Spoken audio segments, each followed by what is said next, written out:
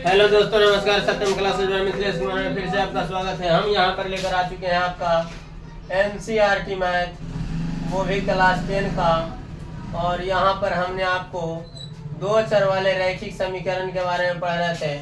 आज जो हम पढ़ाएंगे आपको, वो आपको पढ़ाएंगे प्रश्नावली 3.2 के बारे में। प्रश्नावली 3.2 में जाने से पहले आपका कुछ कंसेप्ट है, इस पर ध्यान दिया जाए। यहाँ पर हमें दो समीकरण युग्म लिखते हैं, एक रैखिक युग्म लिखते हैं a1x plus a2 by b1x, a1x plus b1y plus c1 बराबर कौची 0। अगर ये समीकरण नंबर 1 हो गया a2x plus b2 by plus c2 बराबर कौची 0। ये आपका है एक रैखिक युग्म। ये दोनों समीकरण आपके क्या है? रैखिक युग्म समीकरण, रैखिक युग्म समीकरण है। ठीक है, इसमें कुछ कंसेप्ट होता है कि कब इन दोनों समीकरण का एक हल होगा, कब इसका अनंत हल होगा और कब इसका कोई हल नहीं होगा। कौन सा समीकरण आएगा तो उससे समांतर रेखा प्राप्त होगा, और कौन सा समीकरण आएगा तो उससे जो आलेख प्राप्त होगा, वो जो रेखाएं प्राप्त होगी वो प्रतिच्छेदी होगी, और कौन सा रेखा आएगा तो आपका संपाती होगा। तो इस पर विचार करेंगे। ध्यान दीजिए, कंसेप्ट बड़ा आसान है। जो आपका गुणांक है ना, a1 b1 c1, ये आपका गुणांक है भाई a1 b1 c1 का, और a2 b2 c2 भी यहाँ पर आपका गुणांक है। इसको कहते हैं x, a1 को कहेंगे x का गुणांक, b1 को कहेंगे y का गुणांक, c1 कहेंगे अचर पद, a2 कहेंगे x का गुणांक, b2 कहेंगे y का गुणांक, c2 कहेंगे अचर पद। ये समीकरण नंबर 1 का है, और ये समीकरण नंबर किसका? 2 का है। क्योंकि हम यहाँ पर जो पढ़ रहे हैं, हम लोग यहाँ पर जो पढ़ रहे हैं, दो चर वाले रैखिक समीकरण के बारे में पढ़ रहे हैं।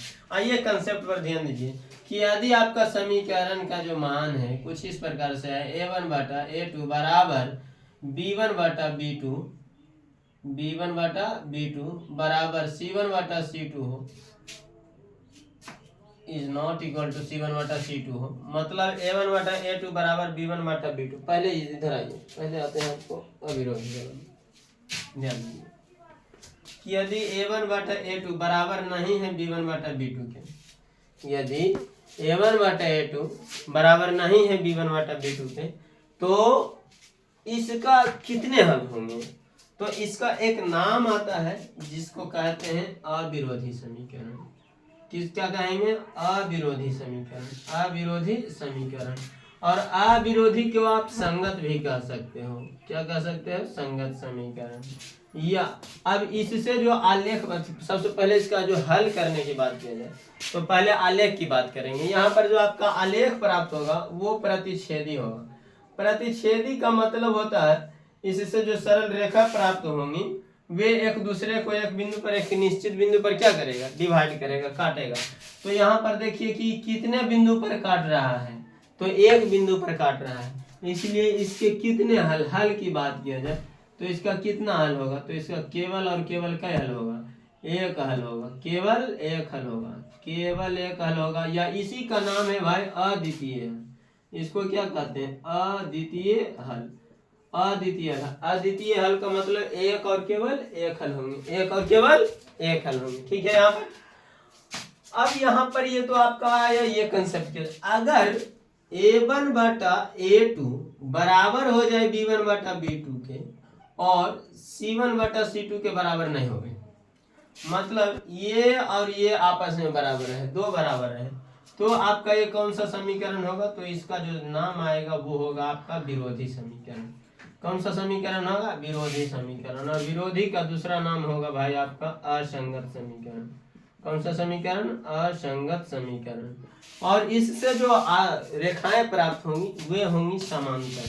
क्या होंगी? समांतर, समांतर होंगी। समांतर का मतलब दो रेखाओं को आप कितना हो दूर बढ़ाइए, एक दूसरे को कहीं पर काटेगा नहीं।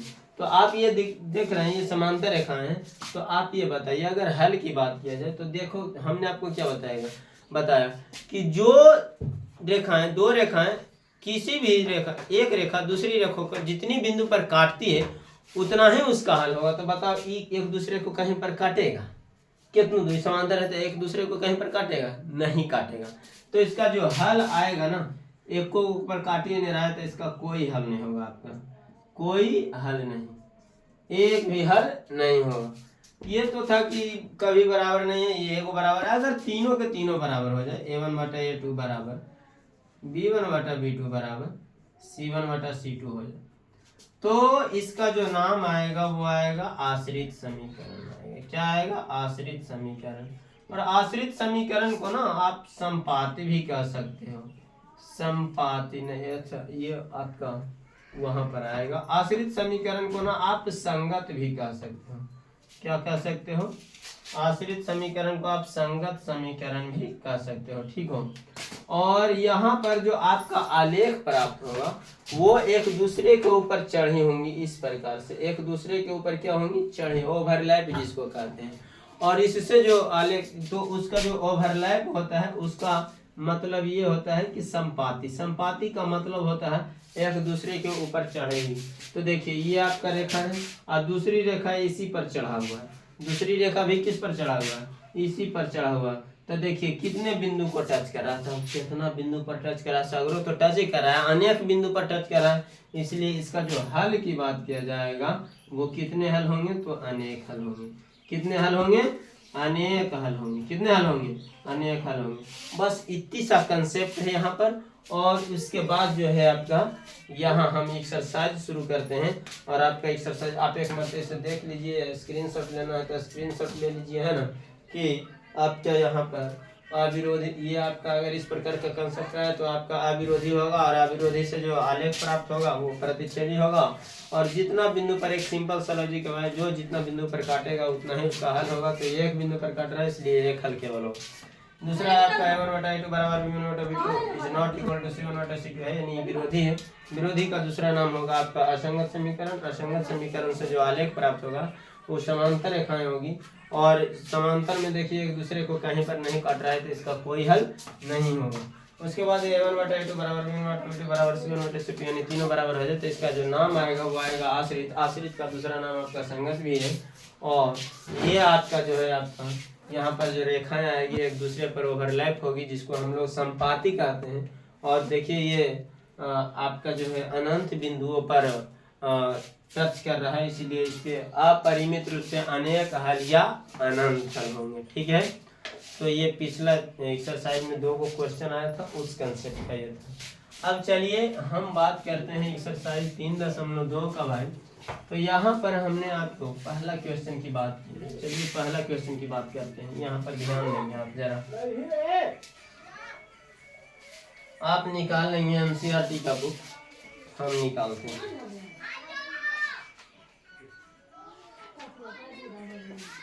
देखिए यहाँ हम निकाल चुके हैं एनसीईआरटी का बुक।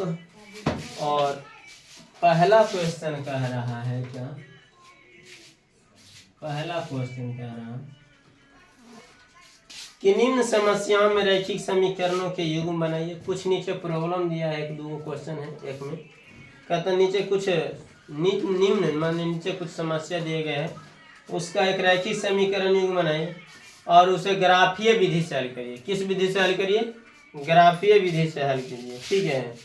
तो पहला यहाँ पर पहला का पहला ध्यान दीजिए। कहता है कक्षा 10 के 10 विद्यार्थी, माने क्लास 10 में जो है 10 स्टूडेंट थे। कहता 10 विद्यार्थियों ने एक गणित की पहेली प्रतियोगिता में भाग लिया। एक गणित का पहेली था, बुझाउल था। पहेली का मतलब क्या था? बुझाउल वाला प्रतियोगिता था, कंपटीशन था, उसमें भाग लिया।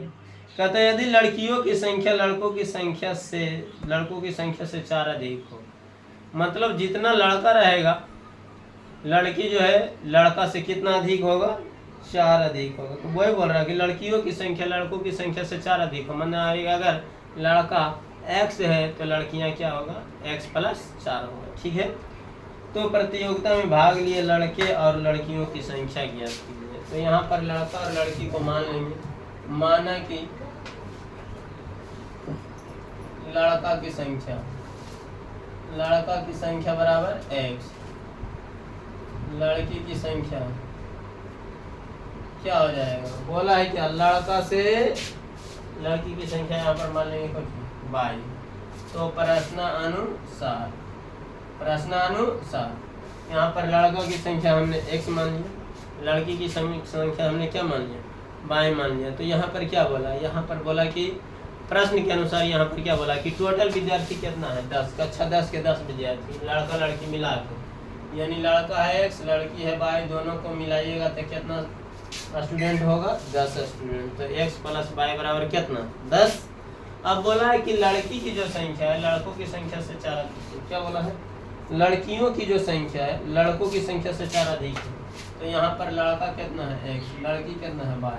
कहता है यहाँ पर जो लड़की की संख्या है ना लड़कों की संख्या से 4 अधिक है, लड़कों की संख्या से क्या है 4 अधिक है।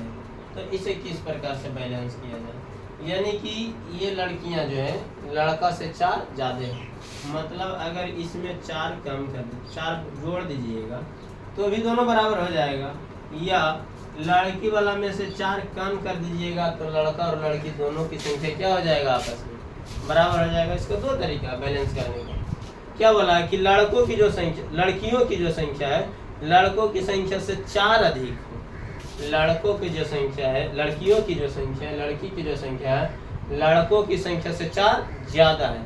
तो बराबर कब होंगे दोनों, जब लड़की में से 4 लड़की लड़कियों की संख्या में से 4 लड़की निकाल देंगे, 4 लड़का जो है 4 स्टूडेंट निकाल देंगे, तब दोनों आपस में क्या हो जाएगा, लड़का और लड़की आपस में क्या हो जाएगा बराबर। क्योंकि यहाँ पर बोल दिया है कि लड़कियों की जो संख्या लड़कों की संख्या से 4 क्या है ज्यादा है, तो लड़कियों की संख्या ना लड़कों से 4 ज्यादा है। इसका मतलब क्या हुआ कि लड़की में से 4 बाहर निकाल लीजिए 4 विद्यार्थी, तो दोनों का आपस में क्या हो जाएगा बराबर। तो 4 यहाँ पर बाहर निकाल दिए, ठीक है। ये y प्लस में इधर जाएंगे माइनस में, x माइनस y बराबर कितना -4, समीकरण नंबर 2। अब इससे आपको ना अगर इसे आप हल इस विधि से नहीं करिए, बीजगणित की विधि से, इसको आपको हल करना है किस विधि से, इसको आपको हल करना है जो आपका आएगा वो ग्राफीय विधि से हल करना है। तो ऐसा करो ना आप जी पर इसको 2 मान लो, कहला फिर उन्हें घुमा फिरा करेंगे है ना। पहले यहाँ समीकरण 1 की सरणी का कि ग्राफीय विधि में हमने आपको बताया था, समीकरण 1 की सरणी ग्राफीय विधि में हमने आपको क्या बताया था कि ग्राफीय विधि में हमने आपको ये बताया था कि सबसे पहले हमें सारणी तैयार करना होगा। x प्लस y बराबर क्या होता है 10, ये प्लस में होने जाएगा माइनस में, x बराबर 10 माइनस y है ना। अब यहाँ पर वैल्यू धरिए आप और ग्राफ खींचिए x y, ठीक है। अगर हम y के जगह धर देते हैं, भाई देखिए थोड़ा सा डाटा बड़ा धरिए ताकि ग्राफ खींचने में आसानी हो, 4-5 आना चाहिए। तो अगर यहाँ पर हम धर देते हैं कितना 4, y के जगह हम धर देते हैं कितना 4, तो 10 में से 4 घटेगा तो कितना बचेगा 6। अगर धर देते हैं 5 तो कितना बचेगा 5, ठीक है। 10 में से 5 घटेगा 5 बचेगा। अब समीकरण 2 के साथ में निकालिए, समीकरण 2 के साथ में निकालिए, समीकरण 2 के साथ में। तो समीकरण 2 के सारणी क्या है, समीकरण 2 यहाँ पर लिखा हुआ है x बराबर y माइनस 4, x बराबर y माइनस 4 है ना, x बराबर y माइनस 4। यहाँ पर ऐसा करिए ना, आप ऐसा लॉजिक लगाइए कि एगो जो है ना कोई बिंदु काटे आपका है ना, तो यहाँ पर कौन सा कर दें कि कट जाए आपका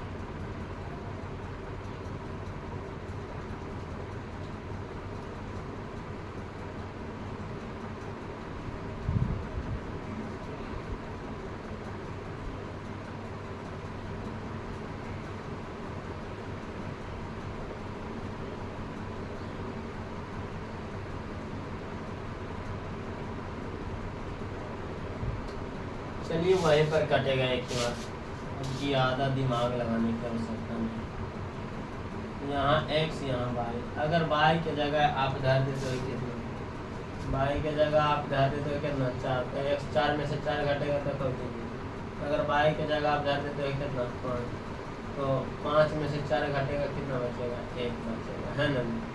आप इसको जो है ना हल करिए, आप इसे समझिए ग्राफ पर खींचिए। तो आप ग्राफ खींचिए किस पर, जहाँ पर कटेगा भाई वहीं पर आपका हल होगा, जहाँ पर कटेगा वहीं पर आपका क्या होगा, हल होगा। ठीक है, यहाँ पर तो आप यहाँ ध्यान दीजिए, हम यहाँ पर आपको ग्राफ खींच देते हैं। मेरे पास तो ग्राफ है नहीं, आप जो है ना आप आसान भाषा में इसे अपने जो है अपने आप जो है आप इसे खींच सकते हो। ठीक है, मैक्सिमम डाटा कहाँ तक है, 6 तक, तो आप मैक्सिमम कहाँ तक लीजिए, 6 तक लीजिए। ठीक है, मैक्सिमम कहाँ तक लीजिए, 6 तक। ये X O X dash Y O Y dash 1 2 3 4 5 6 1 2 3 4 5 6 1 2 3 4 5 6 1 2 3 4 5 6 1 हो गया, 2 हो गया, 3 4 5 6 हो गया, -1 हो गया, -2 हो गया, -3 हो गया, -4 हो गया। पॉजिटिव होता भाई, क्या पगल करती है। 1 2 3 4 5 6 -1 -2 -3 -4 -5 -6 -1 -2 -3 -4। समीकरण 1 की बात कीजिए, सरणी नंबर 1 पे, तो x बराबर 6 तब y बराबर कितना, 4। x छोड़ तब y 4। देखिए 4 और 1 4 और 6 के सामने, 6 और 4 के सामने यहाँ होगा लगभग। ठीक है, उसके बाद x 5 तब y भी 5, 1 भी 5 तब y भी कितना, 5। ठीक है, यहाँ पर कोई दिक्कत नहीं है। आप इससे जो है सारणी में आप कम से कम 2 को खींचिए है, आप इसको खींच दीजिए।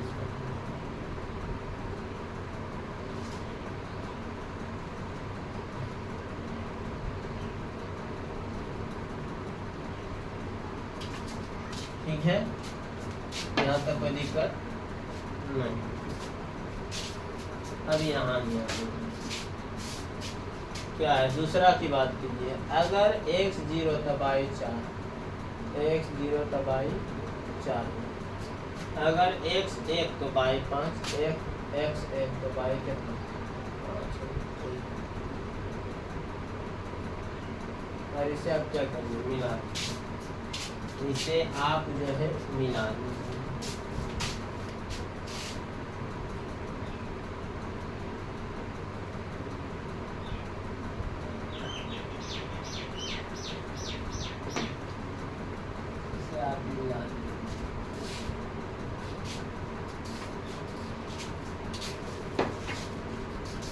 इसे आप क्या करिए, मिला दीजिए। मिलाने के बाद जो है यहाँ पर आप देख रहे होंगे इसमें ये कि आपका जो ये क्वेश्चन है ना, ये जो ग्राफ है ये एक बिंदु पर क्या कर रहा है, काट रहा है ना जी, एक बिंदु पर यहाँ पर आपका काट रहा है। अब ये जो काट रहा है वो किस पर काट रहा है, ये आपको क्या करना है, बतलाना है। ये आपको क्या करना है, बतलाना है ना। तो यहाँ पर ध्यान देंगे जरा आप,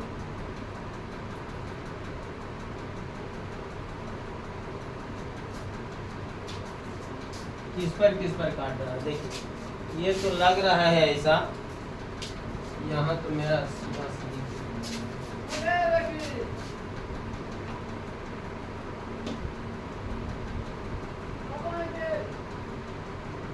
लगभग आपका 3 के सामने है ना जी, 3 के क्या है, सामने है। इधर देखिए 6 से यानी इसके बराबर होगा, यानी 7 के बराबर होगा लगभग, है ना।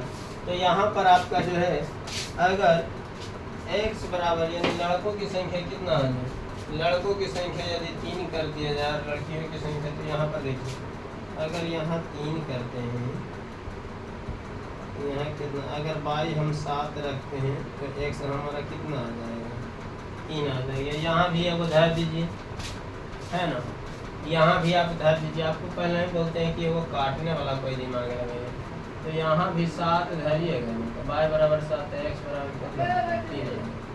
और यहाँ पर ये बिंदु कट रहा है, तो आप पहले इसको नहीं करके एक कर देंगे, ये ज्यों का त्यों इसको हटाओ और यहीं पर कटवा, है ना।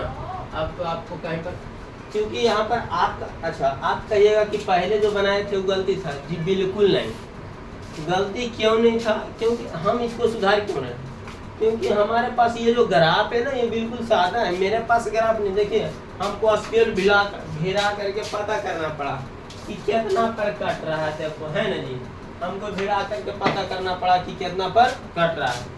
लेकिन आप यकीन मानिए आपका जो ग्राफ है उसमें तो भिड़ा करके पता नहीं करना होगा, उसमें तो आपका बना हुआ रहता है कुछ इस प्रकार से वर्गाकार टाइप का, है ना। तो आप तो डायरेक्ट बता दीजिए, हमको नाप के देखना पड़ेगा चक्कर सामने ही रही, ठीक ना। तो यहाँ पर देखिए, यहाँ जिसका सामने था भाई, तो x यहाँ पर आपका आ गया कितना 3x बराबर कितना हो जाएगा, जहाँ पर कटेगा वही आपका आंसर होगा। यहाँ पर पहले लिख दीजिए, ये कितना था 6 और नहीं, ये आपका था 7 और 3, ये नहीं हो जाएगा आपका, है ना, ये नहीं होगा, इसको सुधार किए हैं। तो यहाँ पर आ गया आपका 7 और 3, यहाँ पर आपका कितना था बताओ 5,5, और यहाँ पर आइए, यहाँ नहीं, यहाँ है आपका बिंदु, यहाँ पर कितना है बताओ 1,5, है ना। अब जो यहाँ पर काटा भाई, जहाँ पर आपका काटा वहीं पर आपका जो यहाँ पर हल होगा। तो यहाँ पर क्या x बराबर कितना पर कट रहा था 3 पर कट रहा था, x 3, y कितना पर कट रहा है, x 3 पर ना कट रहा, 7 3 लिख दिए, दिमाग कम काम कर रहा है क्या, y 7 पर कट रहा है, x 3 पर कट रहा है, तो पहले x नियामक हमेशा लिखे जाते हैं, ठीक है। तो x 3 पर कट रहा है तो 3, और y कितना पर कट रहा है, यहाँ 7 पर कट रहा है तो y कितना 7, यानी लड़कों की जो संख्या होगा, लड़कों की संख्या बराबर कितना x, और x आया कितना 3, लड़कियों की संख्या कितना होगा y कितना है 7, ठीक है। अब यहाँ पर जो प्रॉब्लम बोल रहा था उसकी बात करते हैं। क्या बोला कि एक कक्षा 10 के 10 विद्यार्थी हैं, दोनों को देखिए 10 1 में 7 3 10, ठीक है। लड़कियों की संख्या लड़कों से 4 अधिक है, तो लड़की क्या है वो 7 है, लड़का से 4 ज़्यादा है कि नहीं, बिल्कुल सही है। तो यहाँ पर बनाया हुआ बिल्कुल क्या है सही है, ठीक है। तो ये इस प्रकार से आपका ग्राफ खींचा जाता है। अब जो है मैं यहाँ पर बोर्ड पर ग्राफ नहीं खींचूंगा, मैं यहाँ सारणी आपका बना दूंगा, और आप जो है ग्राफ अपनी कॉपी पर क्या करेंगे खींच लेंगे, क्योंकि यहाँ पर हमको ग्राफ बनाने में जो है ना बहुत समय लगता है, क्योंकि ये मेरा यहाँ पर बना हुआ नहीं है। तो आप ग्राफ बनाने के लिए एकदम अच्छी तरीके से सीख गए होंगे, है ना। तो आगे चलते हैं, क्वेश्चन नंबर पहला का दूसरा पर चलते हैं, क्या कहता है दूसरा, उस पर बात किया जाए, ध्यान देंगे।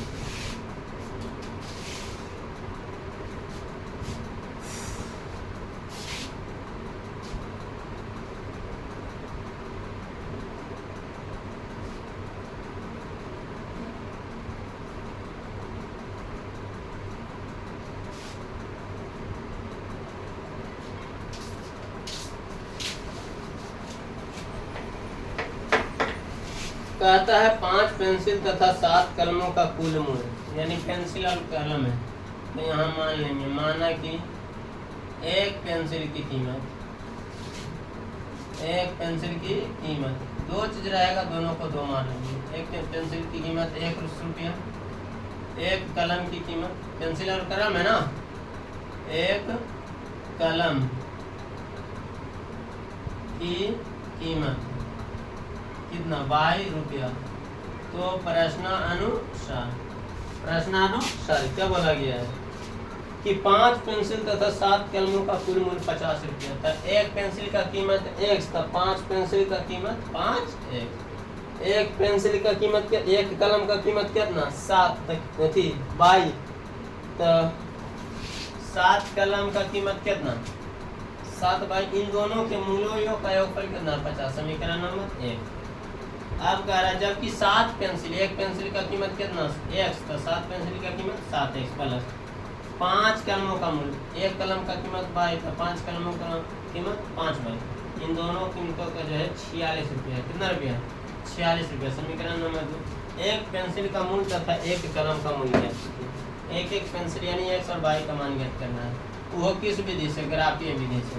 तो समीकरण 1 की सारणी बनाएंगे, समीकरण 1 की सारणी बनाएंगे। तो समीकरण एक पहले आप लिख लीजिए 5x प्लस 7y बराबर 50। 5x ये प्लस में हो जाएगा माइनस में 50 माइनस 7y, ये 5 गुना में उधर जाएंगे भागा में 50 माइनस 7y बटा 5। अब y का मान आप धरिए, x का मान लाते जाइए, ठीक है, कॉन्फिडेंस के साथ लाइएगा।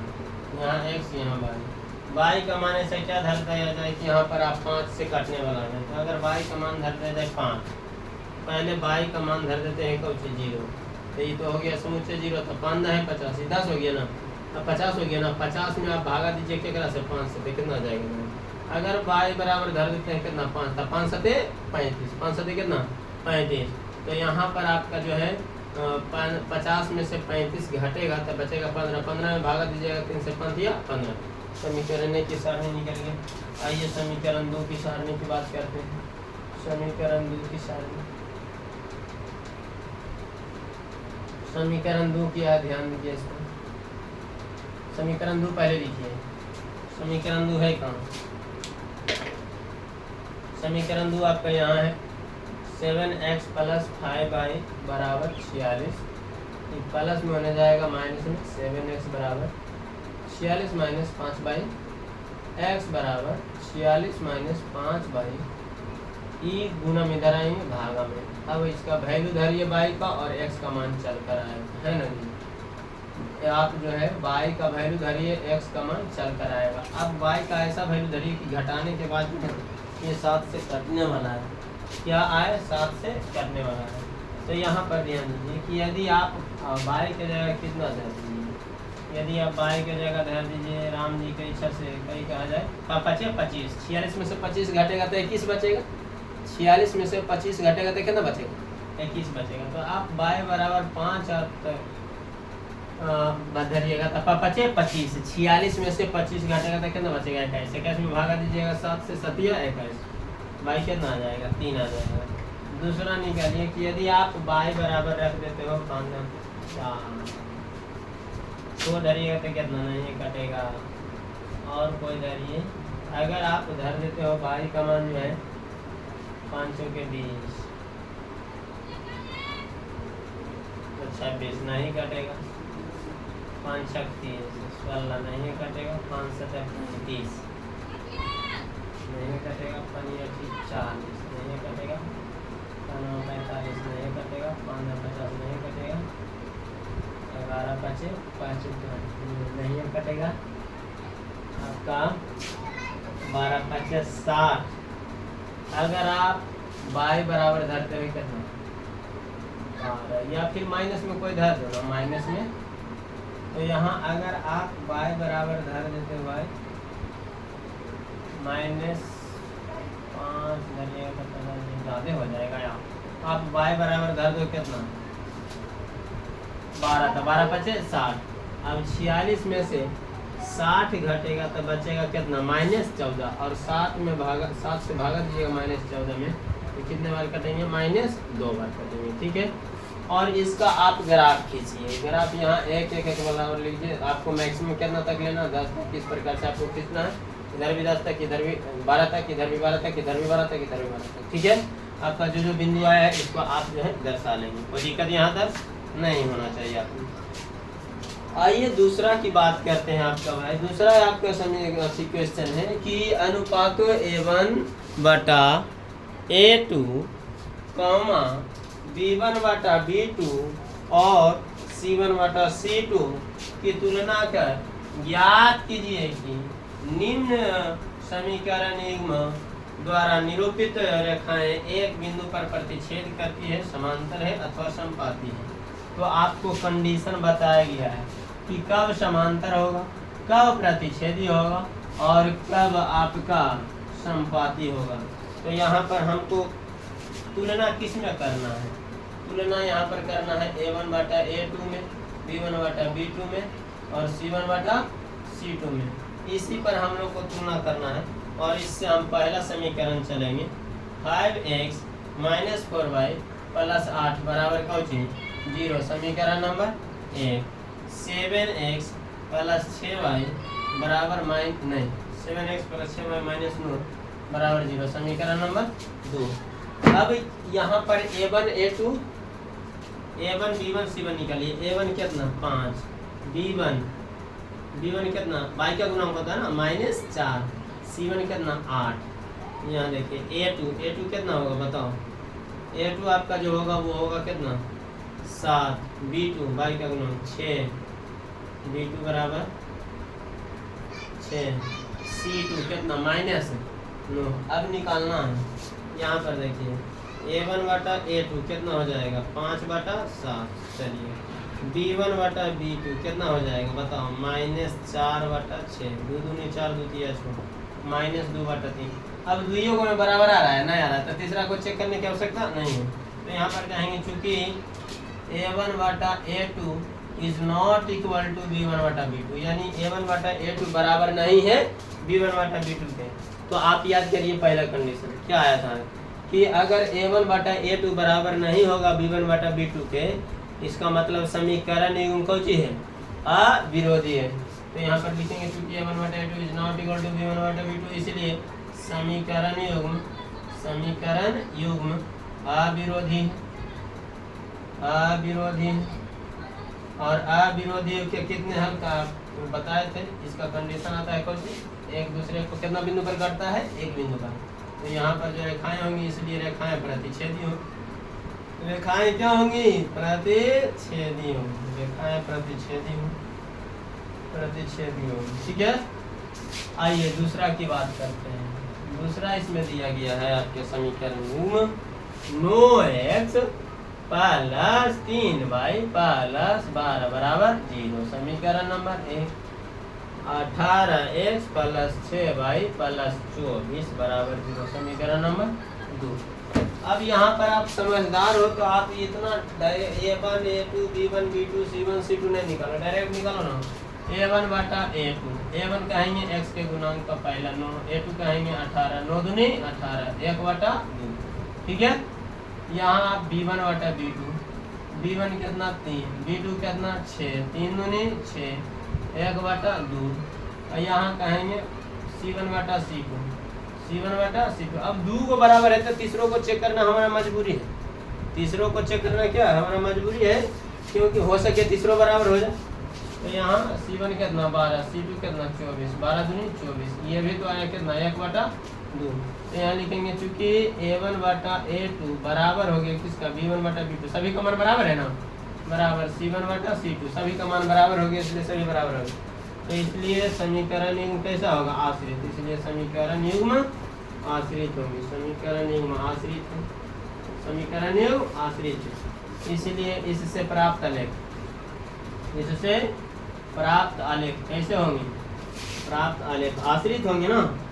प्राप्त आलेख कैसा होगा आश्रित होगा, संपाती होगा। क्या होगा संपाती, तो जो होगा संपाती होंगे। क्या होंगे जी संपाती होंगे। कोई दिक्कत यहाँ तक में, कोई दिक्कत। आइए तीसरा की बात करते हैं आपका यहाँ पर। इसमें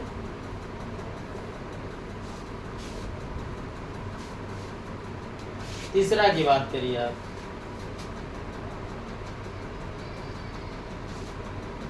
तो तीसरा यहाँ पर दूसरा का तीसरा है 6x माइनस 3y प्लस 10 बराबर 0। समीकरण number 1 2x minus y plus 9 बराबर 0। समीकरण नंबर 2।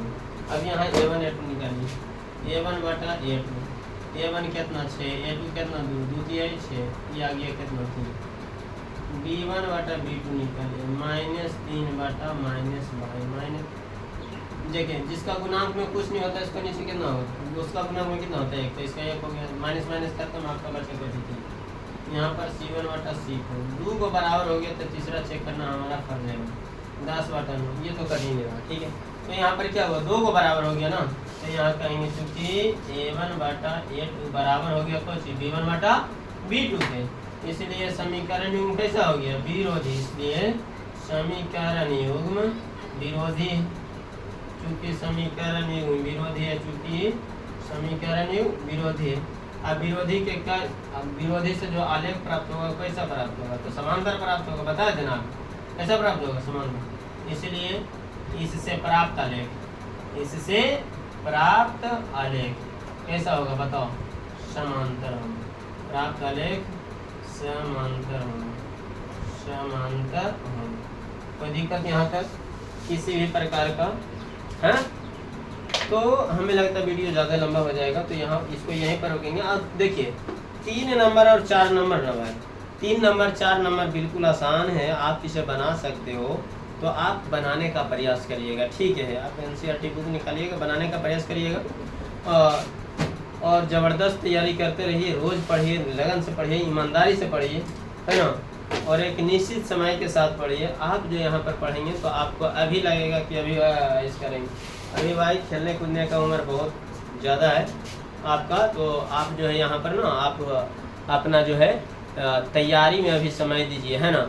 और बाकी की चर्चा अगले सेशन में होगा आपका। तो यहाँ पर आज का सेशन यहीं पर समाप्त किए जाते हैं। क्वेश्चन नंबर 1 और क्वेश्चन नंबर 2 आपका बनाया गया है। वीडियो अच्छी लगे तो चैनल को सब्सक्राइब करके बेल आइकन को दबा दीजिए, है ना? और ये वीडियो अपने दोस्तों के पास भी ज़्यादा से ज़्यादा शेयर करें, ठीक है? धन्यवाद।